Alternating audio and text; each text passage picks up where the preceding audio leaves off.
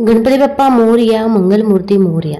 बाप्पाच्या कृपेने तुमच्या सर्व इच्छा मनोकामना पूर्ण हो. आज आहे इंदिरा एकादशी.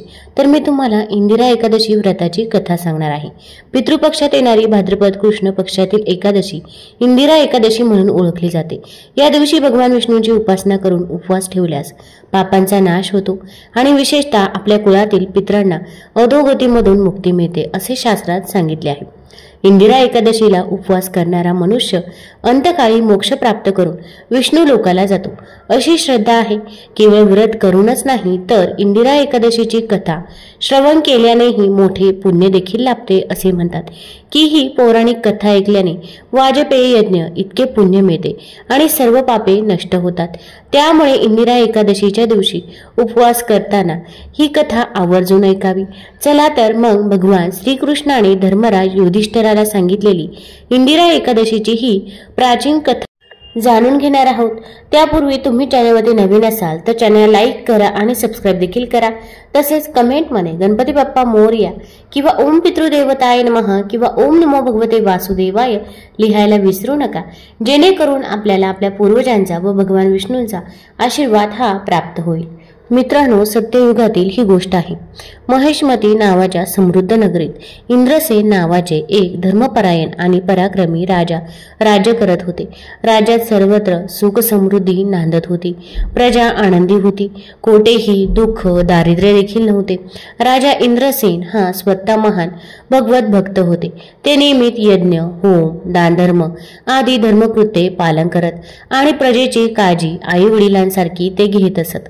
राज्यात सर्व काही उत्तम चालू असल्याने राजा समाधानी देखील होता. एके दिवशी सकाळी राजदरबार भरला होता.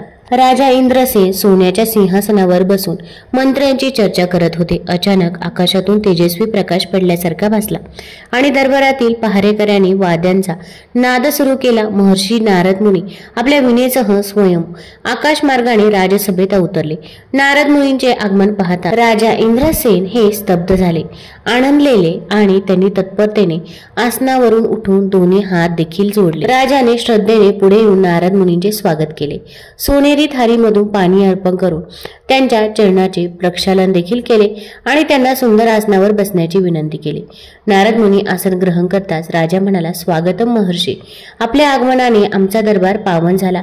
कृपा करून माझ्या राज्यास येण्याचे कारण सांगावे. महर्षी नारदाने प्रेमळ दृष्टीने राजाकडे पाहिले. त्यांनी हलकेसे स्मित करून आशीर्वाद देत विचारले, हे राजन, सर्व कुशल तर आहे ना आपले राज्य?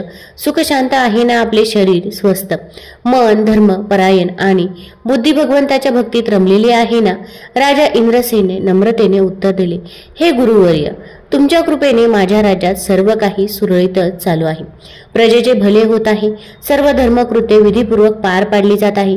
आपल्या दर्शनाने आज आम्ही कृतार्थ झालो.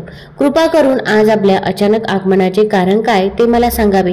राजा बोलत होता, पण मनात एक हलकी उत्सुकता देखील होती. नारद मुनी कोणता संदेश घेऊन आले असावेत? महर्षी नारद क्षणभर गंभीर झाले. त्यांनी मंत्रमुग्ध करणारा विनेचा एक स्वर छेडला आणि म्हणाले, राजन, मी ब्रह्मलोकातून यमलोकाकडे एका कार्याने गेलो होतो. तेथे यमराजाने आदराने माझं स्वागत केले. धर्मराज यमाच्या दिवाणखान्यात मला अनेक आत्मे दिसले. त्या सभेतच मला तुमचे वडील दिसले. माझे वडील राजा इंद्रसेन आश्चर्याने पुटपुटले. त्यांचा श्वास क्षणभर अडखळला. डोळ्यांसमोर दिवंगत पित्याचा चेहरा तरळला. ते स्वतःला सावरत महर्षींना अधीरतेने विचारू लागले, माझे वडील यमलोकात, ते तर पृथ्वीवर असताना परमधार्मिक आणि ज्ञानी होते. त्यांनी कोणते पाप केले की त्यांना यमराजाच्या लोकात थांबावे लागत आहे? राजाच्या डोळ्यात आता चिंता ही तरडू लागली होती. नारदांनी राजाच्या खांद्यावर आश्वासक हात ठेवले. राजन, काळजी करू नका. तुमचे वडील पापकर्मामुळे नरकात कष्ट भोगत नाही. नारद समजावत म्हणाले, परंतु त्यांच्या आयुष्यात एक एकादशीचा उपवास भंग पडला होता. गतजन्मी काही विघ्न आल्याने ते एकादशीचे व्रत पूर्ण करू शकले नव्हते. ते एका अपूर्णतेमुळे मृत्यूनंतर त्यांना थेट स्वर्ग प्राप्ती झाली नाही. ते सध्या यमराजांच्या आश्रयास थांबले आहेत. राजा इंद्रसेन व्याकुळ होऊन ऐकत होता. पित्याबद्दलचे अपार प्रेम आणि आदर त्यांच्या चेहऱ्यावर दिसू लागला। त्यांच्या मनातल्या आठवणी जाग्या झाल्या। लहानपणी पित्याने दिलेले संस्कार, केलेले संस्कृत मंत्रांचे पठण, धर्माचरणाच्या कथा, त्या थोर पित्याची आत्मा आता स्वर्गाचे द्वार मिळण्याची वाट पाहत यमलोकात आहे हे समजताच राजाचे हृदय दुःखाने भरून आले। नारद मुनी पुढे म्हणाले, राजन, तुमचे वडील मला यमलोकातील त्या सभेत दिसले तेव्हा त्यांचे डोळे अश्रूंनी भरलेले होते। त्यांनी माझे हात जोडून विनंती केली, महर्षी नारद, माझ्या मुलाला इंद्रसेनाला माझा एक संदेश द्या। मी एका अज्ञात विघ्नामुळे एकदा एकादशीचा उपवास पूर्ण करू शकलो नव्हतो, त्यामुळे मला स्वर्ग प्राप्ती झाली नाही। जर माझ्या प्रिय पुत्राने माझ्या आत्म्याच्या निमित्ताने इंदिरा एकादशीचे व्रत केले तर मला निश्चितच स्वर्गलोकी मुक्ती देखील मिळू शकेल। राजा, तुमच्या वडिलांचा हे शब्द ऐकून मी त्यांना वचन दिले की हा संदेश तुमच्यापर्यंत पोहोचवेल। त्या हेतूनेच मी आज स्वर्गलोक, मृत्यूलोक आदी सर्व लोक पार करून येथे आलो आहे। नारद मुनींचे शब्द ऐकता ऐकता राजाच्या डोळ्यात अश्रू तळले।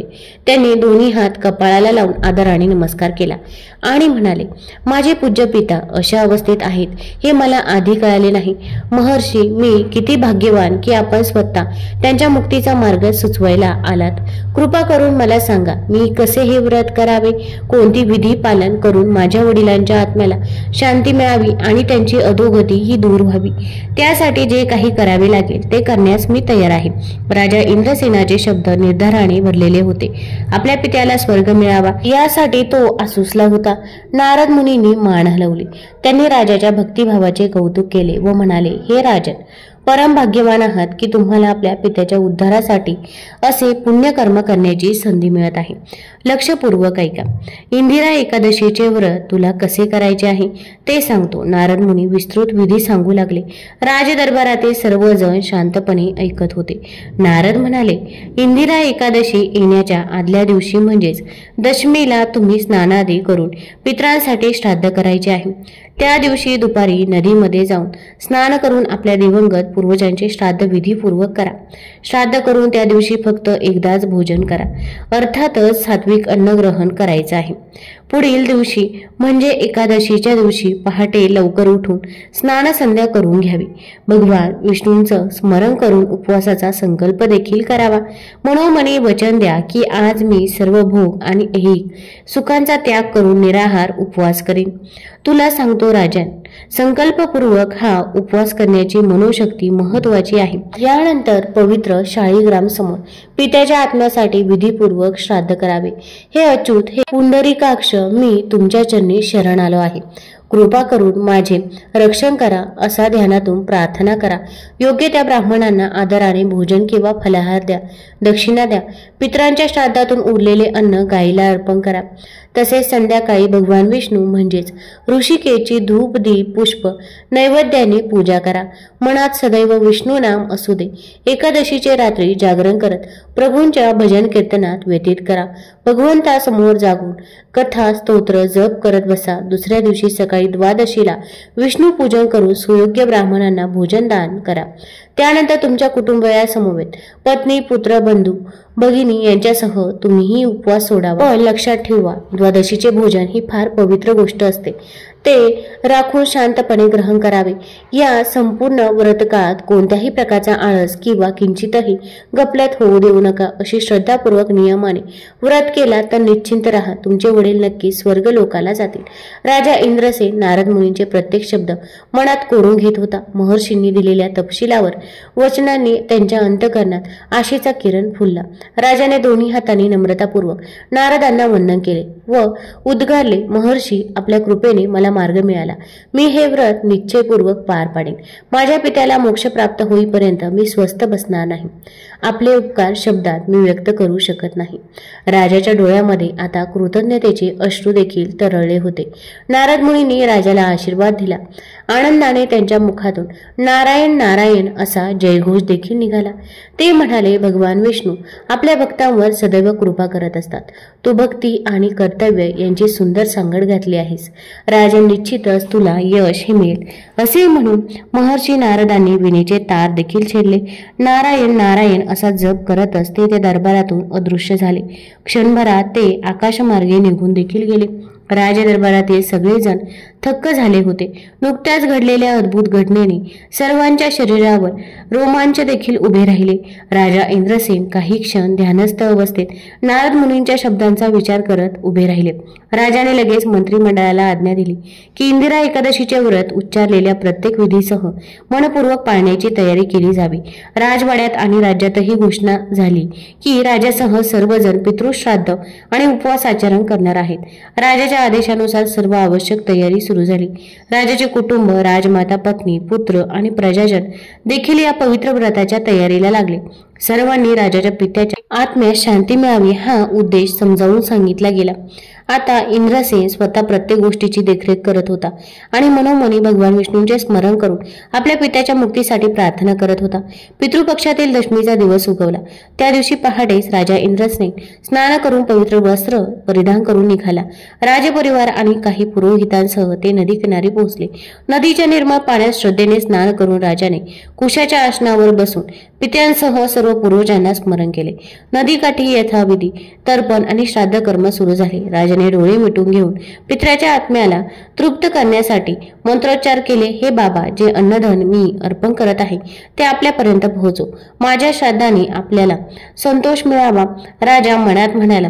हातातील तांब्याच्या पात्रात काळ्या तिळांनी युक्त पाणी त्याने अर्पण केले आणि स्वयं भूतलावर आच्छादित देखील केले. पुरोहितांच्या मार्गदर्शनाखाली राजाने श्रद्धेपूर्वक सर्व क्रिया केल्या. राजाच्या डोळ्यात पाण्याचे थेंब होते. त्यांच्या डोळ्यासमोर पित्यांच्या सहवासातील जुने दिवस तरंगत देखील होते. श्राद्ध समाप्त होताच राजाने एक क्षण डोळे मिटून प्रार्थना केली. माझ्या वडिलांच्या आत्म्यास शांती लाभो, असे ते म्हणाले. पिताश्री, तुमची मुक्ती ही लवकरच होईल हा पुत्र वचन देतो. वाऱ्याच्या एका मंद झुळकेने जणू त्यांच्या कानात आश्वासन दिले. राजाने ती पित्याची अदृश्य माया समजून डोळ्यात साठवून घेतली. दशमीच्या दिवशी संध्याकाळी राजाने फक्त एकदाच अल्प अन्न ग्रहण केले. मनात निरंतर पवित्र नामस्मरण सुरूच होते.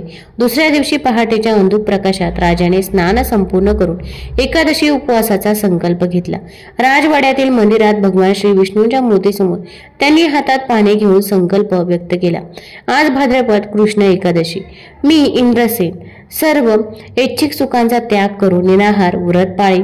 हे प्रभू विष्णू, मला शक्ती द्या की कोणताही मोह आज मला विचलित करू शकणार नाही. हे अच्युत, हे अनंत, मी तुमच्या चरणी शरण आलो आहे. कृपा करून माझे आणि माझ्या पित्याचे रक्षण करा. राजा संकल्प उच्चारताना भाव विभोलचा झाला होता. तोंडातून शब्द येत होते, पण मनात प्रभूंच्या कृपेची विलक्षण अनुभूतीही होती. संकल्पानंतर राजाने शालिग्राम आणि विष्णूमूर्ती पुढे दिवंगत पित्यांच्या आत्म्याच्या मुक्तीसाठी विधीप्रमाणे श्राद्ध केला. दुधाच्या भाजणीचे पिंड, फळ, फुलांचा नैवेद्य अर्पण करून भगवान ऋषिकेशाची पूजा केली. राजाच्या डोळ्यात भक्तीचे अश्रू तरळले होते. त्यांनी भगवान विष्णूंसमोर दीप प्रज्वलित केला आणि गंधपुष्प वाहिले. त्यानंतर राजाने अनेक विद्वान ब्राह्मणांना नम्रतेने आमंत्रित करून त्यांना फळे आणि हलका भोजन अर्पण केले आणि स्वतः उपवास केला. राजा त्यांच्या सेवेमध्ये तत्पर होता. पितरांच्या श्राद्धातून जे प्रसादाचे अंश उरले होते त्याचा सुवास राजाने घेतला व तो प्रसाद गायीला अन्न म्हणून अर्पण केले. दिवस भरभर सरकू लागला. राजाने कठोर उपवास पाळला होता. दिवसभर तो भगवान विष्णूंच्या कथा, स्तोत्र, जप यामध्ये आणि पित्याच्या चिंतनात मग्न होता. एकंदरीत दरबारात आणि राज्यातही आज पवित्र वातावरण हे पसरलं होतं. संध्याकाळ झाल्यावर राजाने पुन्हा मंदिरात जाऊन विष्णूंची महापूजा देखील आरंभली. रत्नजडीत दीपमाळा प्रज्वलित करण्यात आल्या. सुगंधी अगरबत्ती आणि धुपाचा दरबारभर पसरला. स्वयं राजासहित सर्व भक्तिभावाने हरिनाम संकीर्तन गात होते. श्रीहरी, विष्णू, अच्युत, केशवा, नारायण नारायण. राजाचा स्वतःचा आवाजही प्रेमाने कंपन हा पावत होता. डोळे मिटून तो टाळवादनात रंगून गेला.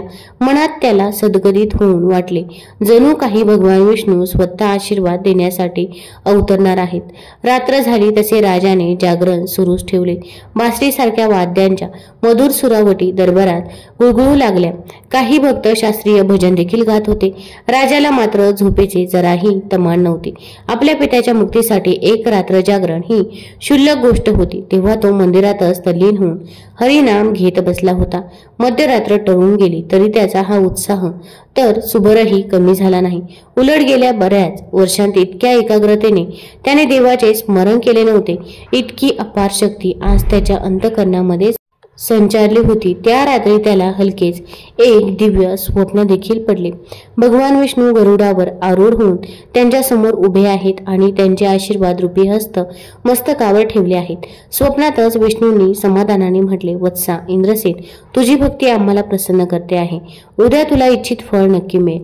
राजा भावविभोर होऊन विष्णूंच्या चरणावरती देखील कोसळला. स्वप्न क्षणभराचेच होते, पण अतिशय शुभसूचक देखील होते. राजा अजूनच निर्धाराने पहाट होण्याची वाट पाहू लागला. अखेर एकादशीचा दिवस पूर्ण झाला. उपवासाची रात्र उजाडून सूर्यदेव तळपत आला. आज द्वादशी होती. राजा इंद्रसेनने अत्यंत भक्तिभावाने परमेश्वराचे अंतिम पूजन देखील केले. वैदिक मंत्र घोषांच्या मंगल वातावरणात त्यांनी उपवासाची पारणे करण्याची तयारी देखील केली. राजमहालात त्यांनी अन्नदानाचे मोठे आयोजन केले होते. असंख्य ब्राह्मण, गरीब आणि भाविकांना स्वादिष्ट प्रसादाचे भोजन वाढले गेले. राजाने स्वतः पंक्तीत फिरून पाहुण्यांचे आदरातिथ्य देखील केले होते. सगळीकडे आनंद आणि उत्सवाची लहर देखील होती. पण राजाचे मन मात्र एकाच आशेवर केंद्रित झालेले. आता क्षणोक्षणी माझ्या पित्याची मुक्ती होणार. दुपारनंतर राजाने सर्व कुटुंबियांसमोर, पुरोहितांसमोर विष्णूंचे स्मरण करून मोठ्या भक्तिपूर्ण मनाने उपवास सोडला. शासनाने ठरवून दिल्याप्रमाणे राजाने मौन पाळूनच हा व्रत केलं होतं. पत्नी पुत्रांसह अन्न ग्रहण केले. मनामध्ये प्रत्येक घासाबरोबर त्यांनी नारायणाचे स्मरण केले. भोजन पूर्ण होताच राजाने पुन्हा हात जोडले आणि आकाशाकडे तोंड करून डोळे मिटले. त्या परमपिता परमेश्वराचे आभार मानण्यासाठी आणि पुढे घडणाऱ्या चमत्काराची मानसिक तयारी करण्यासाठी. आणि बघता बघता खरोखर एक अलौकिक चमत्कार घडला. अचानक आकाशामधून एक तेजस्वी प्रकाशराजी पृथ्वीवर उतरत आले. दिव्य नगरांचा निनाद परिसरामध्ये देखील घुमू लागला. राजवाड्याच्या प्रांगणात जमलेल्या प्रजाजनांनी आकाशाकडे बोटे दाखवली. स्वर्गातून सुंदर पुष्पांचा वर्षाव सुरू झाला. रंगीबेरंगी कमळे, मंद सुगंधी पारिजातक, चमचमीत मोगरा, अभिषेकाची फुले आसमानातून पृथ्वीवर पसरू लागली. पारिजातक आणि अबोलीच्या सुगंधाने वातावरण पूज्य आणि प्रसन्न झाले. राजाला क्षणभर काही सुचलेच नाही. तो भारावलेल्या नजरेने ते दृश्य पाहू लागला. आकाशातील त्या प्रकाशातून एक भव्य आकृती प्रकटली. सुस्पष्ट रूपरेषा देखील दिसत गेली. विष्णूंचे वाहन गरुड खाली अवतरत होता आणि त्याच्या अलौकिक पाठीवर बसलेला मनुष्य हा कोणी दुसरा नव्हे तर राजाचे पिता होते. राजाचे वडील तेजस्वी दिव्य शरीर धारण करून गरुडाच्या पंखावर विराजमान झाले होते. त्यांचा चेहरा प्रसन्न, शांत आणि आनंदी होता. डोळ्यातून वात्सल्य आणि कृतज्ञता तेजल्यासारखी भासत होती. राजा इंद्रसेनाच्या हर्षाला पारावर उरला नाही. पिताश्री तो हंबरडा मारतच उद्गरला. एक क्षणात तो राजमहालाच्या पायऱ्या उतरून प्रांगणात आला आणि आकाशातून खाली यायला लागलेल्या गरुडाकडे दोन्ही हात लांब करून धावू लागला. पुत्राचा आवाज ऐकताच राजा पित्याच्या डोळ्यातही आनंदाश्रू तरळले. गरुड पक्षी जमिनीपासून थोड्याच अंतरावर स्थिरावला होता. माझ्या वात्सल्य पुत्रा, इंद्रसेनाच्या वडिलांचा कंठ दाटून आला. गरुडावरूनच त्याने दोन्ही हात आशीर्वाद पुढे केले. राजा इंद्रसेन खाली उभा होता. दोन्ही हात वर करीत रडवलेल्या हसऱ्या चेहऱ्याने म्हणू लागला, बाबा, आज तुमची मुक्ती झाली. मला दिलेला आशीर्वाद हा फळास आला. माझं व्रत यशस्वी झालं. मी आपणास जाऊ देत आहे. याशिवाय मला दुसरं काही नको. राजाचे शब्द हे हुंदक्यामध्ये अडकले. डोळ्यातून आनंदाश्रू ओघळले. पित्याच्या दर्शनाने तो धन्य झाला होता. राजाच्या वडिलांनी प्रेमाने त्याला शांत राहण्यास सांगितले.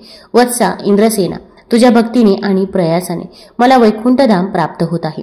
प्रभू विष्णूंच्या कृपेने मला मुक्ती दिलीस. पुत्र असावा तर असा, असे म्हणताच पित्याचे अश्रू देखील उघडले गेले. गरुडावरून त्यांनी झेप घेऊन खाली उभ्या आपल्या सुपुत्राच्या मस्तकाला प्रेमाने स्पर्श करून आशीर्वाद दिला. राजाने आनंदात उभ्या उभ्याच पित्याचे चरण स्पर्श करीत वंदन केले. तेवढ्यात आकाशातून दर्पणासारखा एक दिव्य आवाज घुमला, राजा इंद्रसेन की जय, राजा इंद्रसेन की जय. जणू देवताही त्याच्या कार्याने अत्यंत आनंदित झाले होते.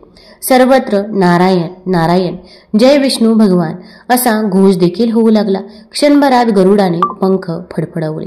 राजाचे पिता पुन्हा त्यावर स्थानपन्न झाले. त्यांचे रूप आता अधिक तेजस्वी दिसू लागले. त्यांनी शेवटचा प्रेमळ कटाक्ष आपल्या पुत्रावरती टाकला आणि डोळे मिटून विष्णूंचा जयघोष केला. राजानेही उंच आवाजात जय श्रीहरी असा जयघोष केला. गरुडाने आकाशाकडे झेप घेतली. राजाच्या डोळ्यातला आनंद अश्रू बनून गालावर उघळला आणि हळूहळू स्वर्गारोहण करत जाणाऱ्या पिताच्या आकृतीकडे पाहत तो हात जोडून बराच वेळ उभा राहिला. या अद्भुत प्रसंगानंतर राजा इंद्रसेनाने देवाचे आभार मानले. उपस्थित प्रजाजनामध्येही हर्षाचे आणि भक्तीचे वातावरण पसरले. राजाने त्या क्षणी मनोमन ठरवले की ज्यामुळे पित्याला मुक्ती मिळाली त्या इंदिरा एकादशी व्रताचे महात्म्य तो जगभर फैलावेल. त्याने पुढील आयुष्यात कधीही जोमाने धर्मकर्म सुरू ठेवले. इंद्रसेनने दीर्घकाळ निष्कंटक राज्य केले. सत्य धर्म यांचे पालन देखील केले. अखेरीस आपल्या पुत्राला राज्य सोपवून इंद्रसेन यांनी शांत चित्ताने प्राणत्याग केला. प्रभू विष्णूंच्या कृपेने त्यांनाही स्वर्गप्राप्ती झाली. पुत्राने वडिलांना आणि स्वतःलाही भक्तिव्रताच्या बळावर मोक्ष मिळवून दिला होता. याप्रमाणे पौराणिक काळात घडलेल्या या कथेत इंदिरा एकादशी व्रताचे अपार महत्त्व दर्शवले गेले आहे, ज्याच्या प्रभावाने पितरांचे उद्धार हे होतात, तसेच पापांचा नाश होतो आणि वैकुंठ प्राप्तीचा मार्ग हा मोकळा होतो. धर्मराज युधिष्ठिराला श्रीकृष्णांनीही या व्रताचा महिमा सांगितला होता की जो कोणी श्रद्धेने इंदिरा एकादशीची कथा वाचतो किंवा ऐकतो त्याचे सर्व पाप हे नष्ट होतील व शेवटी परमधाम हा प्राप्त होईल. तुम्हाला जर ही कथा आवडली असेल तर चॅनल लाईक करा, सबस्क्राईब करा आणि आपल्या मित्रपरिवारासोबत जरूर शेअर करा. कमेंटमध्ये ओम नमो भगवते वासुदेवाय किंवा जय हरी विष्णू लिहायला विसरू नका. धन्यवाद.